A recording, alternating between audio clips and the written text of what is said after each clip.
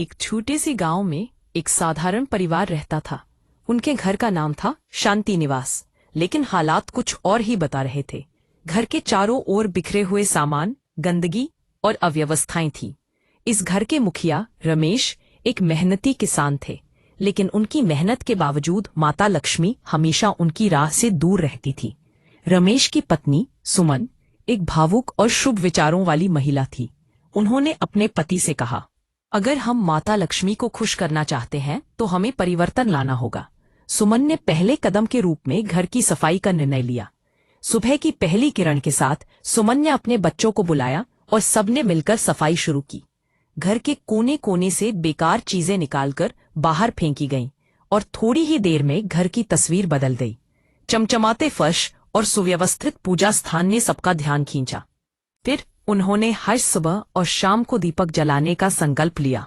जैसे ही दीपक की रोशनी ने घर के हर कोने को रोशन किया, सुमन ने रमेश को याद दिलाया कि मेहनत से कमाया धन ही माता लक्ष्मी को प्रिय है।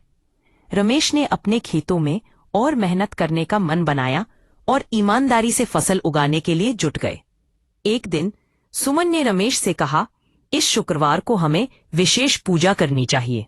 रमेश ने सहमति दी और उन्होंने तय किया कि वे ओम श्री महालक्ष्मी नमः का जप करेंगे।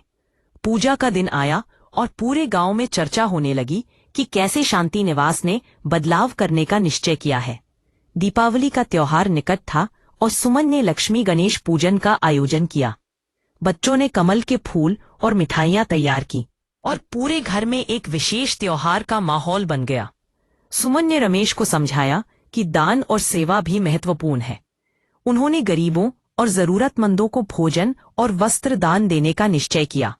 यह दान उनके परिवार को और भी अधिक खुशी और संतोष प्रदान कर रहा था। सभी बदलावों के बाद घर में शांति और समृद्धि का वातावरण बन गया।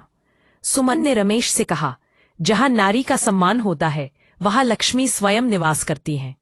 रमेश ने उनकी बात को गांठ बांध लिया और अपने बच्चों के सामने सुमन का आदर करने का उदाहरण प्रस्तुत किया।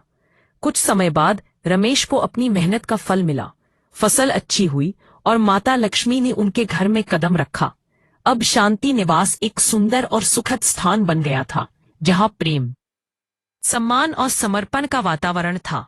इस तरह श्रद्धा, स्वच्छता, परिश्रम और दान ने माता लक्ष्मी की कृपा को उनके जीवन में लाया। उनकी कहानी यह साबित करती है कि सच्चे भाव, शुद्धता और अच्छे कर्मों से ही सच्ची समृद्धि प्राप्त होती है।